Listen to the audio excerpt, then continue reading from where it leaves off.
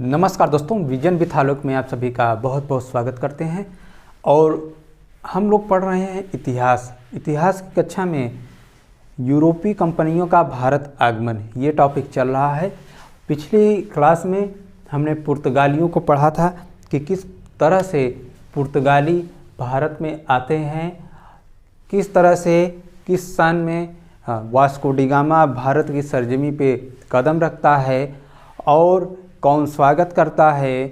फिर किस तरह से वास्को डी गामा भारत से ढेर सारी खाद्य सामग्री लेके जाता है, यूरोप के बाज़ार में 60 गुने ज़्यादा दाम पर बेचता है और फिर उसी वास्को डी गामा के लाभ को देखते हुए अन्य व्यापारी भी भारत ये व्यापार के लिए टूट पड़ते हैं।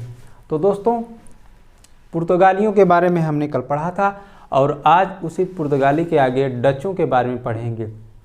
वास्तव में भारत में यूरोपीय कंपनियों का जो आगमन का क्रम है वो पुर्तगाली, डच, अंग्रेज, डेनिश और फ्रांसीस, इसी क्रम में उनका आगमन हुआ है।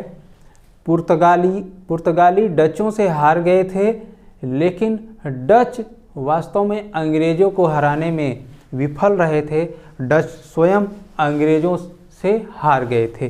तो इस तरह से दोस्तों डचों के बारे में अगर देखें तो 1602 ईस्वी में डच संसद द्वारा संयुक्त डच ईस्ट इंडिया कंपनी की स्थापना होती है और यह कंपनी कुल 21 वर्षों के लिए भारत और पूर्वी देशों के साथ व्यापार के लिए अधिकृत किया गया था या अधिकार दिया गया था।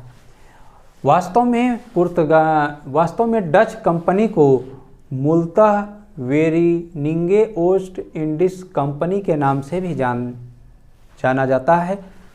कई बार परीक्षा में पूछा गया है कि डच कंपनी का वैधानिक नाम क्या है। वेरिनिंगे ओस्ट इंडीज कंपनी है और इस कंपनी की जो प्रारंभिक पूंजी थी वह 65 लाख गिल्डर थी। कितनी थी? डच कंपनी की आरंभिक पूंजी 65 लाख गिल्डर थी।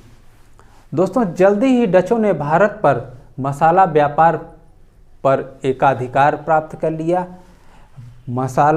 भारत में मसाला व्यापार को कब्जे में लेने वाले, मसाला व्यापार को पर एकाधिकार प्राप्त करने वाले यही डच ही थे।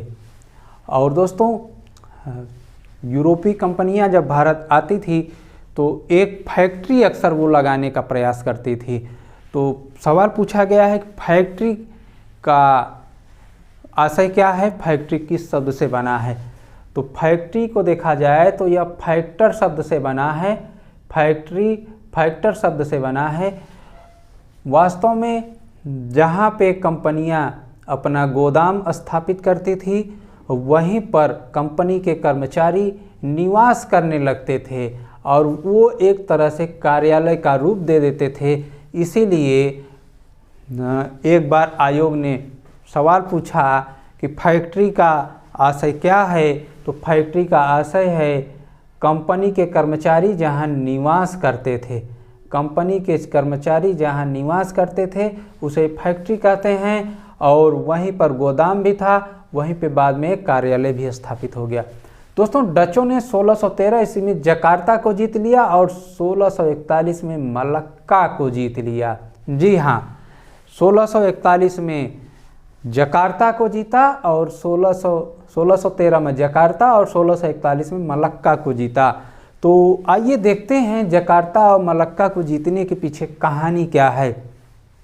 दोस्तों, आप यहाँ देख रहे हैं भारत का जो पश्चिमी तट है इसे मालाबार तट के नाम से जानते हैं। केरल में यह विस्तारित है, जबकि जो पूर्वी तट है भारत का, दक्षिण भारत का पूर्वी तट कोरोमंडल तट के नाम से जानते हैं, जो तमिलनाडु में विस्तारित है। तो दोस्तों, जो केरल का मालाबार तट है यह मसाला उत्पादन के लिए महत्वपूर्ण है और इतनी ज़बरदस्त मांग पुर्तगालियों के बाद मसाला उत्पादन में भारत में बढ़ गई थी कि केरल का मालाबार क्षेत्र मसाला की मांग को पूरा करने में सक्षम नहीं हो पा रहा था। तो डचों ने एक नया आइडिया अपनाया। वो आइडिया क्या था? कोरोमंडल तट, जहाँ सूती वस्त्र का निर्यात दक्षिण पूर्व एशिया को होता था कोरोमंडल तट से, तो डचों ने यहाँ से कोरोमंडल तट से सूती वस्त्र ले जाके दक्षिण पूर्व एशिया को निर्यात किया और दक्षिण पूर्व एशिया से मसाले लाद लाद के दोस्तों इन्होंने सीधे सप्लाई कर दिया यूरोप में। तो इस तरह से डच व्यापारी दोहरा लाभ कमाने लगे। वो कैसे? कोरोमंडल से सूती वस्त्र दक्षिण पूर्व एशिया में निर्यात करते थे और दक्षिण पूर्व एशिया से वापसी होते समय मसाले ले आके सीधे यूरोप की मंडी में गिरा देते थे। और दक्षिण पूर्व एशिया में प्रवेश करने के लिए मलक्का जलसंधि से होकर जाना पड़ता है, इसीलिए इन्होंने समसामयिक लाभ वाला जो मार्ग था मलक्का मार्ग, उस पर अपना कब्जा कर लिया। आपको मालूम है दोस्तों, मलक्का मलाया और सुमात्रा के मध्य स्थित है और इसीलिए इस मलक्का को जीता था और बाद में जकार्ता को भी जीत लिया था। तो दोस्तों डचों ने भारत में डचों की जो पहली बस्ती 1605 में स्थापित हुई वह मछलीपत्तनम में स्थापित हुई थी और डचों ने कासिम बाजार पटना में बाद में अपनी फैक्ट्री स्थापित की।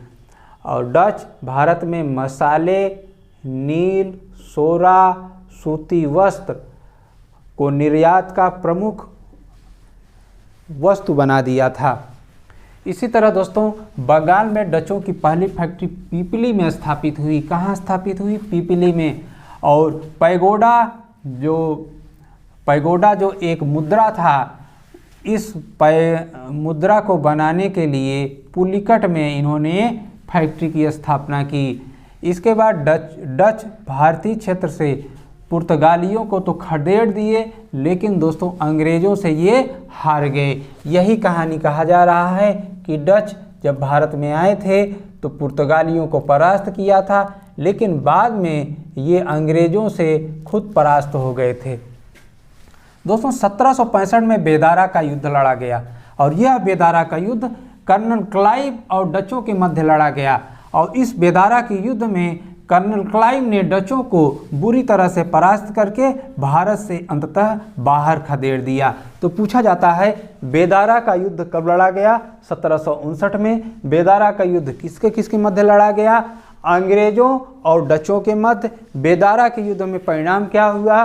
कर्नल क्लाइव की विजय हुई और डचों की हार हुई, डचों की पराजय हुई।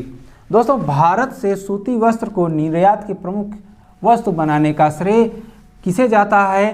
तो सूती वस्त्र को निर्यात का केंद्र बनाने का श्रेय डचों को जाता है। जहां हमने देखा था कोरोमंडल से इन्होंने सूती वस्त्र को दक्षिण पूर्व एशिया निर्यात किया था।